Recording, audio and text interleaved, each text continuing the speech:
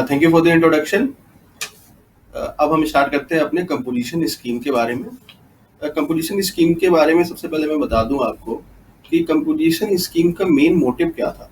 Composition scheme का main motive ये था कि जो हमारे स्मॉल टैक्स पेयर हैं, यानी कि जिनके टर्नओवर या जो उस तरह के बिजनेस करते हैं जिनका टर्नओवर एक सर्टेन लिमिट से नीचे रहता है, उनके ऊपर कंप्लायंस बर्डन जो आने जा रहा है, ठीक है, जो भी रिटर्न्स हमें फाइल करने हैं या बुक्स हमें मेंटेन करने हैं या जो हमें इनवॉइसेस या सेट्स ऑफ अकाउंट्स हमें मेंटेन करने हैं, उस कंप्लायंस बर्डन को कम करने के लिए कंपोजिशन स्कीम को लाया गया था। अब जीएसटी तो आपका 1 जुलाई 2017 से है। उससे पहले वेरियस स्टेट्स में स्टेट वैट हुआ करते थे, ठीक है। स्टेट वैट में क्या होते थे कि आपको एक टर्नओवर के ऊपर आपको अपने वैट पे करना होता था, तो वहां पे भी ये कंपोजिशन स्कीम का ऑप्शन था, क्योंकि स्मॉल टैक्स पेयर तो तब भी हुआ करते थे। तो सेम चीज को अब्सॉर्ब करके कंपोजिशन स्कीम इसमें भी लाया गया है, ठीक है, जीएसटी एक्ट के अंदर। ठीक, तो ये तो है कि हमें अपने स्मॉल टैक्स पेयर के ऊपर कंप्लायंस बर्डन नहीं डालना है, ये तो मेजर चीज है, ठीक है। अब दूसरी बात ये है कि कौन कौन ऑप्ट कर सकता है कंपोजिशन स्कीम को, क्या एलिजिबिलिटी है इसको ऑप्ट करने की, ठीक है। तो सबसे पहली एलिजिबिलिटी तो ये है कि आपका टर्नओवर 1.5 करोड़ से नीचे होना चाहिए प्रीवियस ईयर में, ठीक है। और दूसरी एलिजिबिलिटी कुछ सर्टेन स्टेट्स हैं जहाँ पे 75 लाख की लिमिट है, जैसे कि हमारी ईस्टर्न नॉर्थ ईस्टर्न स्टेट्स हो गई और उत्तराखंड हो गई, वहाँ पे 75 लाख की लिमिट है। और बाकी सारे स्टेट्स में 1.5 करोड़ की लिमिट है। मैं आपको बता दूं कि पहले ये लिमिट 75 लाख थी, फिर 1 करोड़ की गई और उसके बाद 1.5 करोड़ कर दी गई, ठीक है। ये आपकी बेसिक एलिजिबिलिटी लिमिट है। अब पहले क्या था कि मैन्युफैक्चरर, ट्रेडर्स और रेस्टोरेंट जो अल्कोहल सप्लाई नहीं करते, उन्हीं को इसमें लिया गया था, वही कंपोजिशन स्कीम ऑप्ट कर सकते थे। लेकिन रिसेंटली अमेंडमेंट हुआ है और उसके वजह से जो सर्विस प्रोवाइडर हैं, service provider other than restaurant जो अल्कोहल सर्व नहीं करते, वो भी इसको ऑप्ट कर सकते हैं। उनकी लिमिट, या हालांकि सर्विस प्रोवाइडर्स की लिमिट 50 लाख की है, ठीक है, वो भी इसको ऑप्ट कर सकते हैं। अगली चीज हम आते हैं नॉन एलिजिबिलिटी। क्या क्या चीजें ऐसी हैं जो एलिजिबल नहीं है जीएसटी स्कीम के अंदर आने के लिए। सबसे पहली बात है कि अगर मैन्युफैक्चर कर रहे हैं आइसक्रीम या मैन्युफैक्चर कर रहे हैं टोबैको या पान मसाला, तो हम इसको ऑप्ट नहीं कर सकते, हम कंपोजिशन स्कीम में नहीं जा सकते। अगर हम इंटर स्टेट सप्लाई कर रहे हैं, इंटर स्टेट सप्लाई का मतलब हम अपने स्टेट से किसी और स्टेट में सप्लाई कर रहे हैं, तो भी हम कंपोजिशन स्कीम को ऑप्ट नहीं कर सकते। एक कैजुअल टैक्सेबल पर्सन भी कंपोजिशन स्कीम को ऑप्ट नहीं कर सकता। कैजुअल टैक्सेबल पर्सन का मतलब ये है कि आप ऐसे समझ लीजिए कि हम यूपी में रजिस्टर्ड हैं, ठीक, और हमारा एक फेयर लगा हुआ है मुंबई में, या हमें मुंबई में एक इवेंट करना है। तो एक इवेंट के टाइमिंग, मतलब जो 1 हफ्ते का इवेंट होगा या 2 दिन का इवेंट होगा या 3 दिन का होगा, उसके दौरान के लिए अगर हम अपने आप को रजिस्टर करते हैं उस सिंपल पर्पज के लिए, सिंगल पर्पज के लिए, तो वो कैजुअल टैक्सेबल पर्सन में आता है। अगर आप कैजुअल टैक्सेबल पर्सन है तो आप कंपोजिशन इसकी नहीं ऑप्ट कर सकते।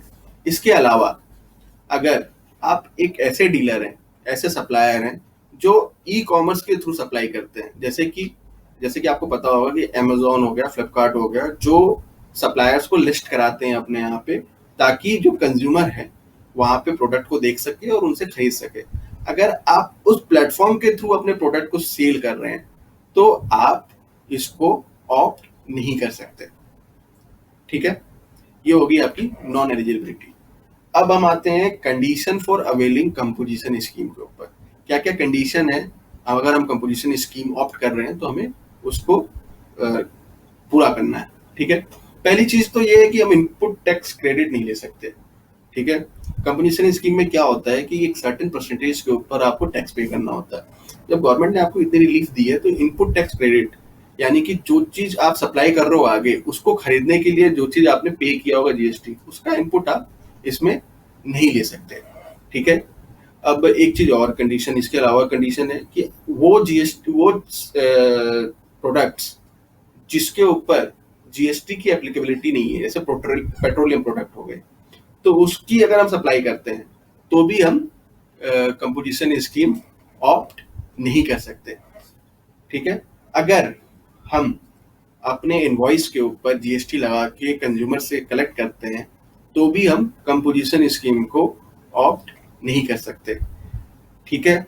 अब एक एग्जांपल मैं बता दूं कि जैसे कि मैं एज अ प्रोप्राइटर हूं, या सपोज एक कंपनी है जो तमाम डिफरेंट बिजनेस वर्टिकल्स में डील करती है।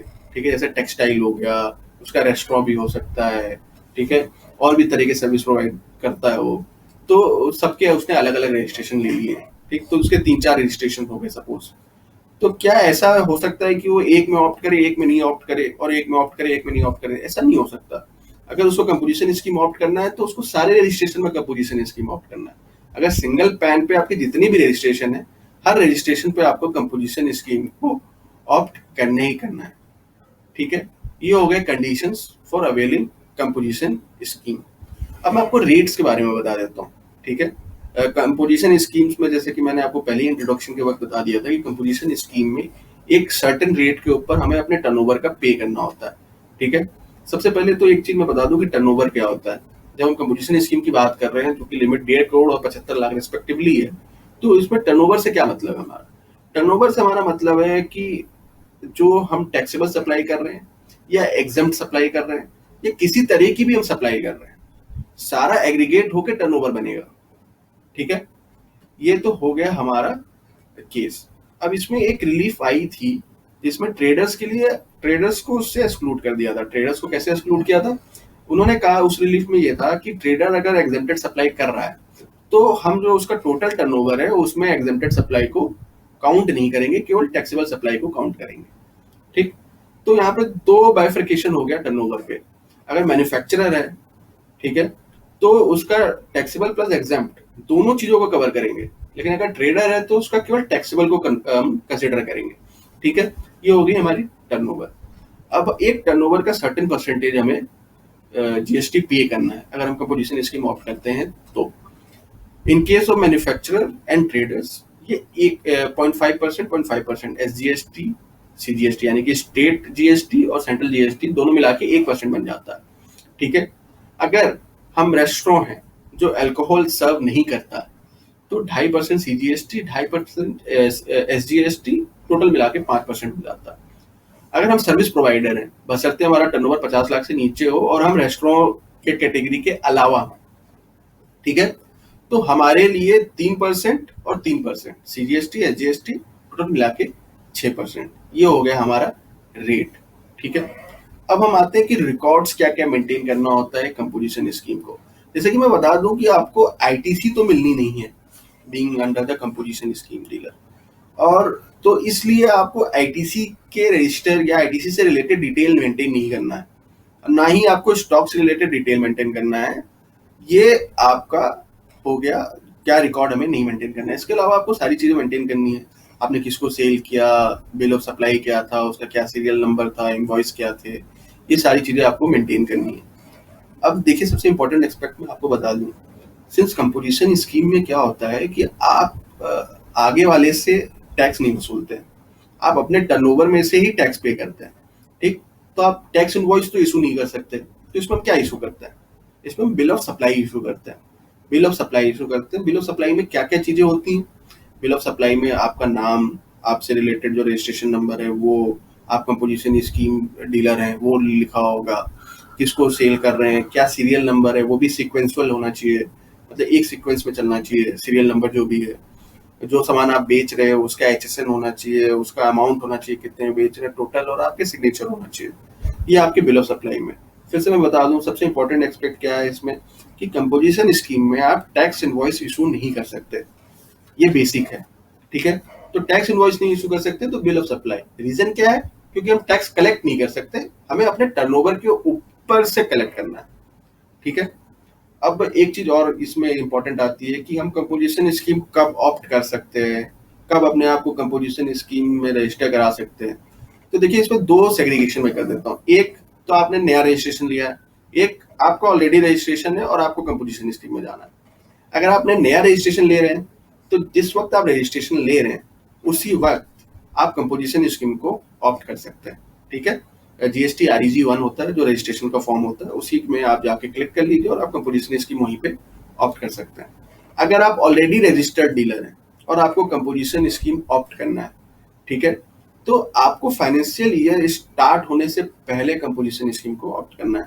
ठीक, आपको ये बताना है कि पिछले साल का मेरा टर्नओवर इससे नीचे था और एक डिक्लेरेशन देके आपको CMP 02 फाइल करनी होती है और आप उसको फाइल कर सकते हैं।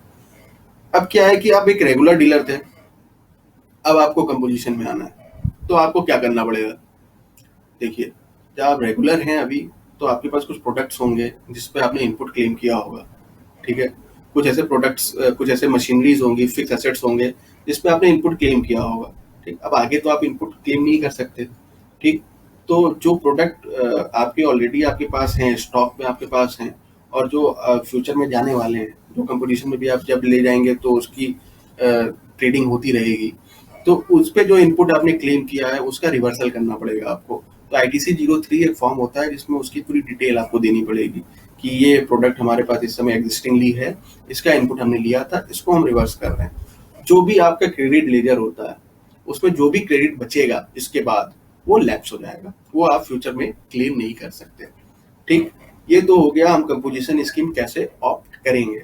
अगर सपोज हमें कंपोजिशन स्कीम के बाहर आना है, हमने ऑलरेडी ऑप्ट कर लिया है और बाहर आना है, तो इसमें दो चीजें हैं, या तो हम वॉलेंटरीली कर लेंगे, या तो हमारा थ्रेशोल्ड लिमिट यानी कि 1.5 करोड़ की लिमिट क्रॉस हो गई है तो हम बाहर आ जाएंगे। ठीक, इन आइदर केस हमें GST CMP 04 ये फाइल करना होगा और हम इसके बाहर आ जाएंगे। उस समय जो जो आपके स्टॉक होंगे सिमिलरली आप उसकी भी डिटेल दोगे और उसके इनपुट आप फ्यूचर में कैरी फॉरवर्ड कर पाएंगे। तो ये तो हो गया हम कैसे विड्रॉ करेंगे। अब कुछ पॉइंट्स हैं जो आपको कंसीडर करना है कंपोजिशन स्कीम के तहत।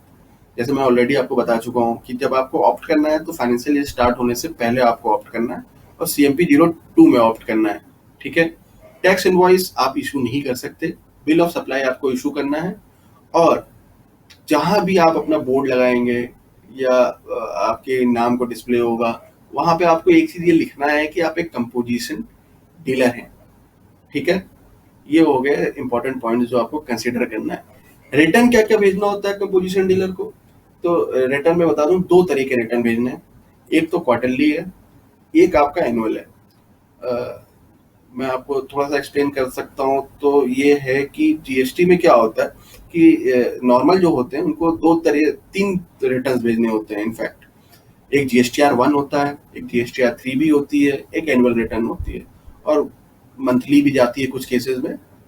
GSTR 1 और 3 भी कुछ केसेस में वो क्वार्टरली है, 3 भी तो मंथली जाती है खैर, और एनुअल है। इस कंप्लायंस से बचने के लिए कंपोजिशन स्कीम को लाया गया था कि ये कंप्लायंस बर्डन एक स्मॉल टैक्स पेयर के ऊपर आएगा तो बहुत बड़ा बर्डन हो जाएगा, मेंटली इफेक्ट करता।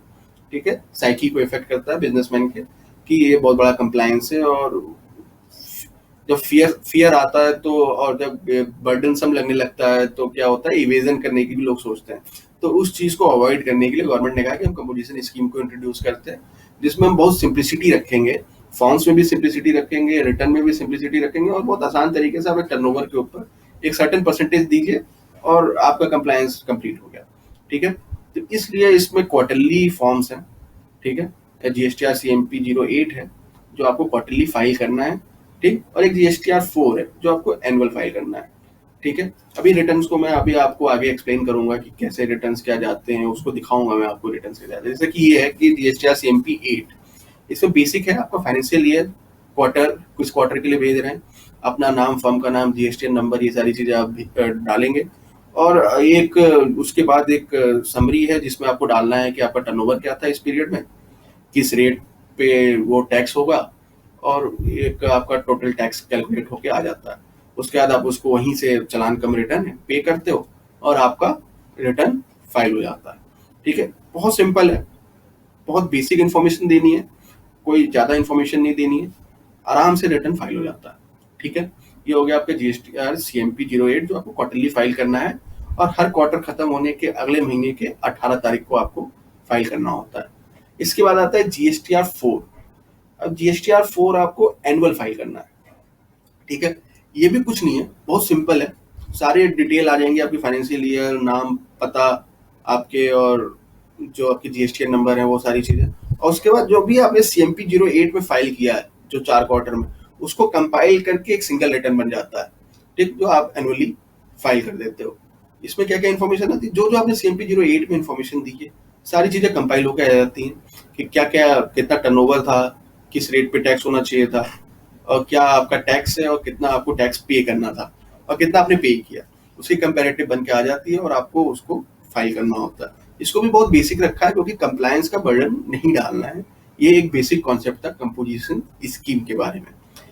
आप फॉर्म देख रहे हैं अपने स्क्रीन पे, फॉर्म बहुत ही सिंपल है, बेसिक डिटेल्स हैं, क्या आइटम था, क्या टर्नओवर हुआ उसका, और क्या चीजें हैं। एक चीज मैं और बता दूं आपको, हालांकि जब हम आउटवर्ड सप्लाई करते हैं, यानी कि कोई चीज हम एज अ ट्रेडर हम सप्लाई करते हैं, तो रेट डिफाइंड है कि 1%, 5%, 6%। लेकिन एक रिवर्स चार्ज मैकेनिज्म होता है कि कुछ चीजें ऐसी होती हैं कि जिसमें सर्विस रिसीवर को टैक्स पे करना होता है। अगर कंपोजिशन स्कीम डीलर हैं लेकिन हम जीएसटी में रजिस्टर्ड तो नहीं है, तो अगर जीएसटी में रजिस्टर्ड है तो जीएसटी में प्रोविजन है रिवर्स चार्ज मैकेनिज्म का, ठीक है, जिसमें एज अ सर्विस रिसीवर मुझे पे करना है। जैसे आप सपोज कर लो कि आप किसी एडवोकेट से सर्विस लेते हो, तो एडवोकेट को उस पर जीएसटी नहीं पे करना होता है, जो सर्विस लेता है उसको पे करना होता है, ठीक है। तो हम कंपोजिशन डीलर हैं तो हमको उस पर पे करना है। क्या उस पर 1% या 5% या 6% पे करना है? नहीं, वो जो रेट डिफाइंड है उसको पे करना है, ठीक है। जो रेट ऑलरेडी डिफाइंड है उस पर पे करना है, जो कि 18% है, ठीक है। उसका इनपुट हम नहीं ले सकते, तो उसको भी हमें GSTR 4 में डिस्क्लोज करना होता है और उसको भी हम डिस्क्लोज करते हैं। तो ये बेसिक चीज हो गई, नीचे आप साइन करते हो, अपनी डीएससी लगा के फाइल कर देते हो, ठीक है। तो ये होगी हमारी रिटर्न्स के बारे में। अब देखिए, मैंने आपको कंपोजिशन स्कीम के बारे में इतनी सारी चीजें बता दी ऑलरेडी। अब इसकी कुछ एडवांटेजेस हैं जो ऑलरेडी आपको मैंने बता दिया है, लेकिन मैं फिर एक बार फिर से दोहरा देता हूँ उसको। पहला एडवांटेज तो क्या है कि कंप्लायंस बर्डन नहीं है आपके ऊपर, ठीक। ये नहीं है कि हर महीने आपको रिटर्न भेजना है या ये सारे रिकॉर्ड्स मेंटेन करने हैं या इनपुट्स के रिकॉर्ड मेंटेन करने हैं या बिल इकट्ठे करने हैं, वो सारी चीजें नहीं करनी है आपको इसमें। तो कंप्लायंस बर्डन आपके ऊपर काफी कम हो गया। दूसरी चीज है लिमिटेड टैक्स लाइबिलिटी। जैसे हमें पता है कि मेरा टर्नओवर अगर पिछले क्वार्टर में 20 लाख रुपए है तो उसका 1% 2,000 रुपए होता है, वो मुझे पे करना है, ठीक। तो मेरी टैक्स लाइबिलिटी मुझे पता है और बहुत लिमिटेड है वो, तो उस चीज का मुझे आइडिया ऑलरेडी है, ठीक। और हाई लिक्विडिटी, मतलब कि जब टैक्स जितना भी मेरा टर्नओवर है उसका बहुत छोटा सा पोर्शन टैक्स के फॉर्म में जा रहा है, जीएसटी के फॉर्म में, तो मेरे पास मनी ज्यादा है, तो मैं इसको ज्यादा रोटेट कर सकता हूँ, खरीद सकता हूँ, फिर आगे बेचूंगा, फिर खरीद सकता हूँ, फिर बेच सकता हूँ, तो इससे मेरा खुद का भी ग्रोथ है, ठीक। डिसएडवांटेजेस क्या है? जब भी हम कंपोजिशन स्कीम ऑप्ट करते हैं तो हमें प्रो एंड कॉन्स, यानी कि मेरिट और डिमेरिट दोनों को इवेलुएट करना चाहिए प्रॉपरली, ठीक। तब हम उसको ऑप्ट कर सकते हैं, ठीक है। तो क्या डिसएडवांटेजेस हैं ये भी जानना बहुत जरूरी है। पहला डिसएडवांटेज, सबसे इंपॉर्टेंट डिसएडवांटेज ये है कि हम इनपुट नहीं क्लेम कर सकते। इनपुट नहीं क्लेम कर सकते यानी कि जो भी चीजें हमने परचेज की हैं आगे सेल करने के लिए, तो जो परचेज के वक्त हमने जीएसटी पे किया है उसको हम क्लेम नहीं कर सकते। तो ये बहुत बड़ा डिसएडवांटेज है। कुछ केसेस ऐसे होते हैं जिसमें बहुत ज्यादा इनपुट होता है, ठीक, और उसकी अगर हम डील कर रहे हैं तो बहुत बड़ा कॉस्ट हो जाएगा वो, ठीक। तो उस केसेस में ये सजेशन है कि उसमें कंपोजिशन स्कीम नहीं ऑप्ट करना चाहिए, ठीक। एक चीज और है इसमें कि हम आगे वाले कस्टमर से नहीं टैक्स कलेक्ट कर सकते, हमें अपने टर्नओवर में से ही कलेक्ट पे करना है, ठीक।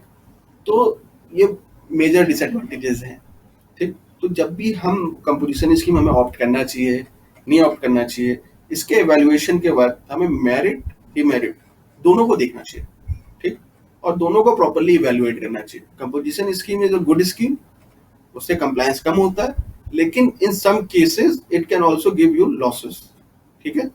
तो इसका इवोल्यूशन करना बहुत इंपॉर्टेंट है हमारे। अब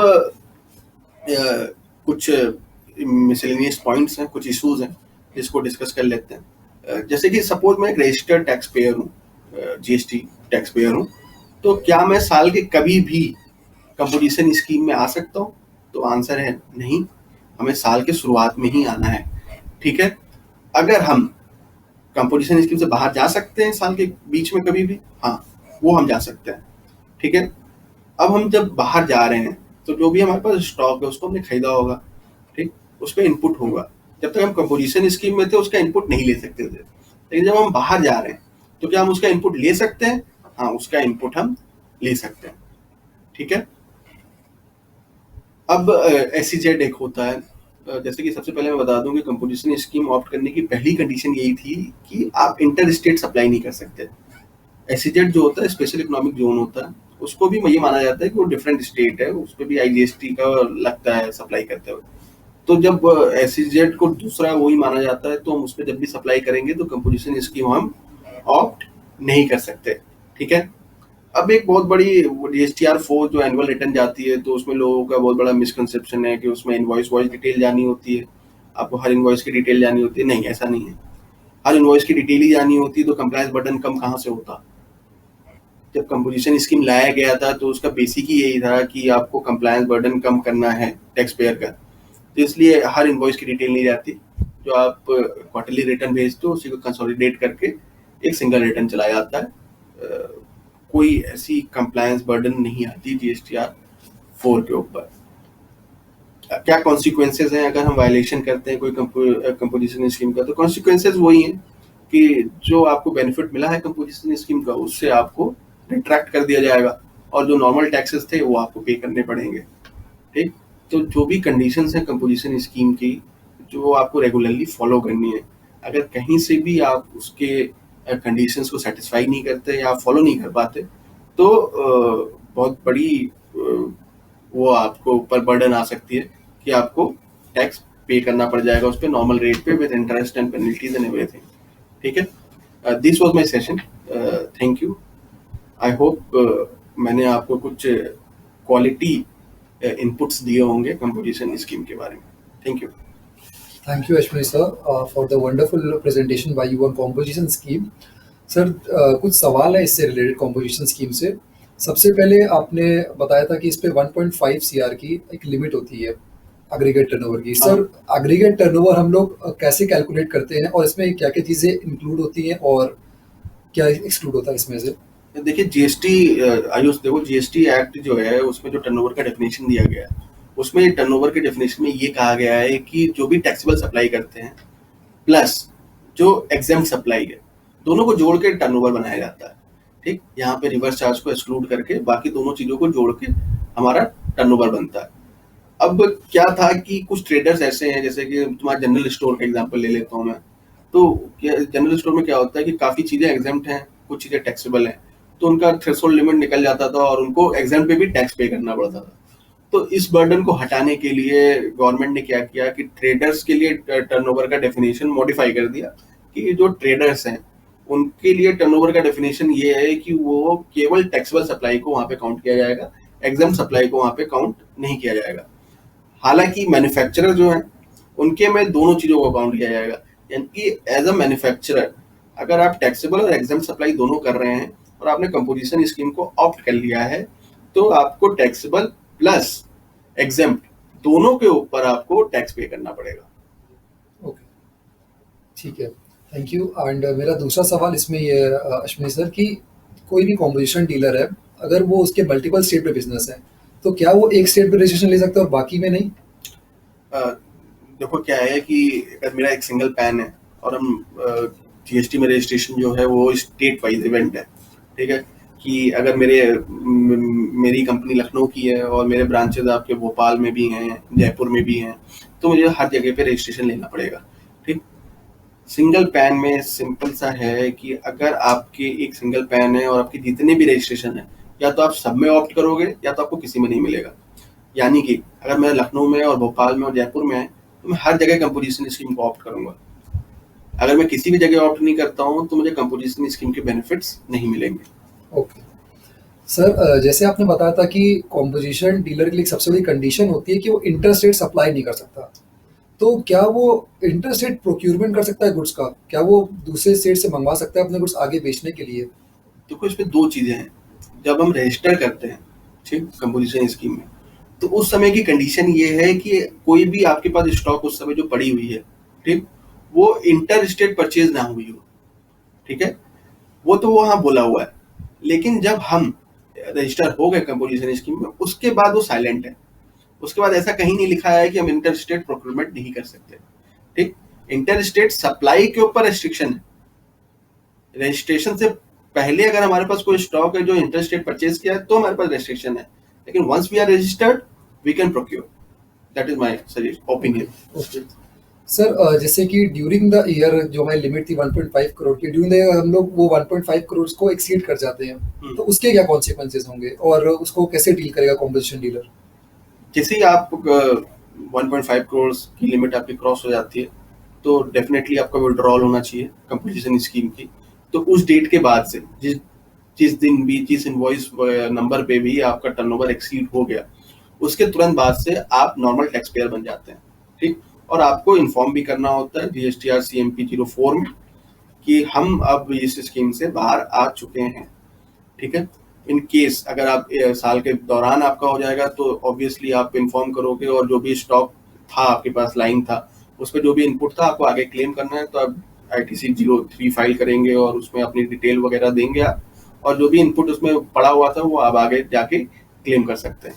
ओके सर, मेरा एक लास्ट सवाल था इसमें कि कॉम्पोजिशन डीलर के लिए वैसे ही कंप्लाइंसेस काफ़ी कम होती हैं एंड एक नॉमिनल अमाउंट पे उनको, एक नॉमिनल रेट से उनको टैक्स पे करना पड़ता है, और ये सिचुएशन जो कोविड-19 पेंडेमिक की है, क्या कोई एडिशनल रिलीफ या कोई ऐसे मेजर्स दिए गए हैं कॉम्पोजिशन डीलर के लिए? देखिए, जो फाइनेंशियल ईयर 2021 शुरू हो रहा था तो हमें सबको पता है कि मार्च के आखिर में लॉकडाउन इंट्रोड्यूस कर दिया गया था, ठीक है। अब लॉकडाउन आ गया तो काफ़ी ज़्यादा लोग मतलब अपने बिजनेस को उस तरह से हैंडल नहीं कर पाए, क्योंकि जो जहाँ पे था वैसे ही रह गया, शॉप्स बंद हो गए, ऑफिस बंद हो गए, तो सारी चीज़ें थी। तो साल की शुरुआत में हम इंटीमेट नहीं कर पाए कि हम कंपोजिशन स्कीम ऑप्ट करना चाहते हैं। जैसे कि मैंने आपको पहले ही बताया कि अगर आपको कंपोजिशन स्कीम ऑप्ट करना है और आप ऑलरेडी टैक्स पेयर रजिस्टर्ड हैं तो आपको साल की शुरुआत में ही ऑप्ट करना है, ठीक है। तो हम नहीं कर पाए। तो इसमें क्या रिलीफ दी है गवर्नमेंट ने ये कहा है कि 30 जून तक आप इसको ऑप्ट कर लीजिए। 30 जून हालांकि जो टाइम निकल गया, लेकिन जो हमें मार्च में करना था वो बढ़ा के हमें 30 जून तक कर दिया गया कंपोजिशन स्कीम की ऑप्टिंग के लिए। Okay, thank you, Ashwini sir, for answering all these questions for me. Thank you Ayush.